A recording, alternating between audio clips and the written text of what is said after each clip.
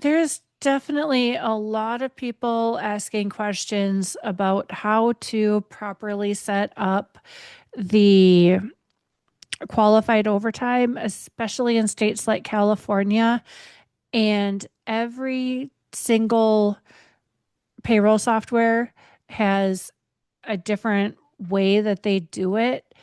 And this is all still new. The software companies are not doing a great job of having the information available. And quite honestly, I I don't know how to advise people right now. I've on the YouTube videos that I've done on the pop-ups that were in desktop, I've had a bunch of questions where people are specifically asking how to set it up for California or other states that pay at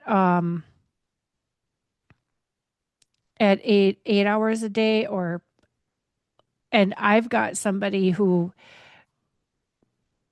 cannot work a day during the week, but if they work Saturday, that's automatically time and a half.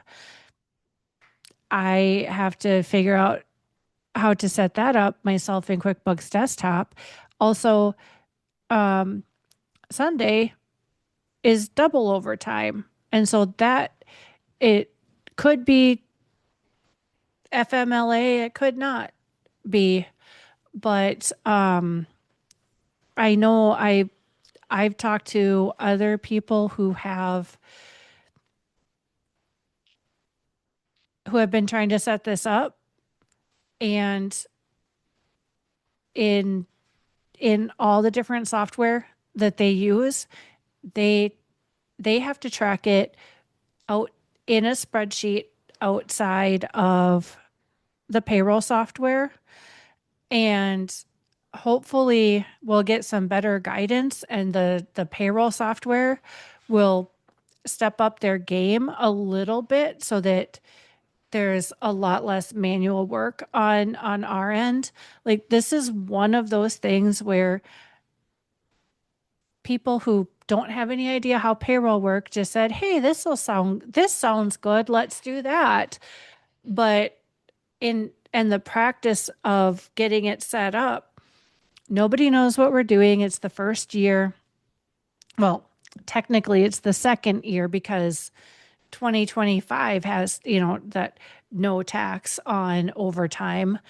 And but there's the IRS did not change the W-2s for 2025 to even have a separate box for qualified overtime.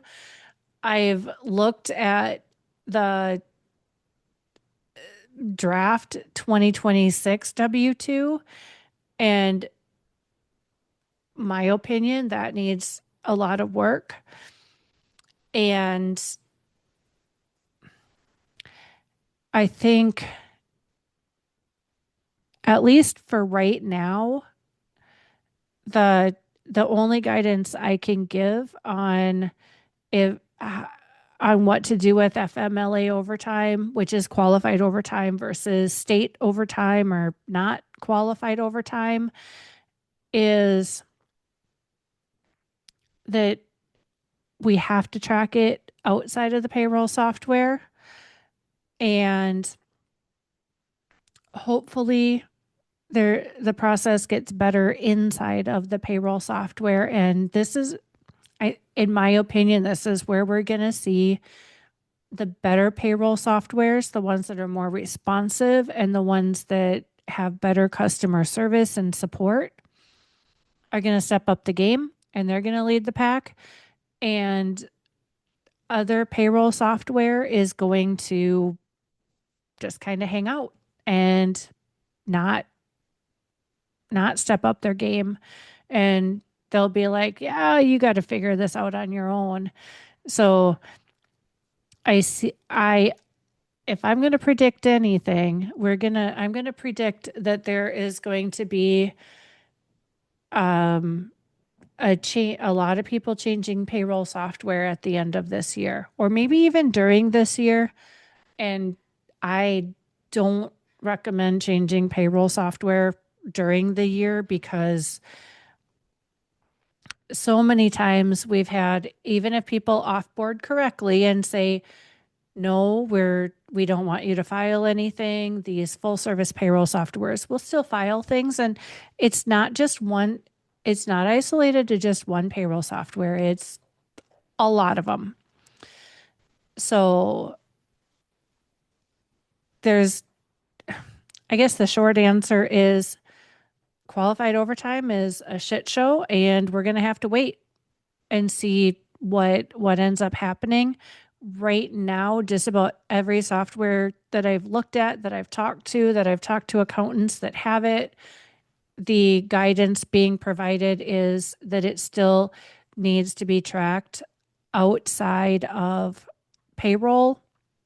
If you're in a state, or if your company that runs payroll has FMLA and not FMLA overtime.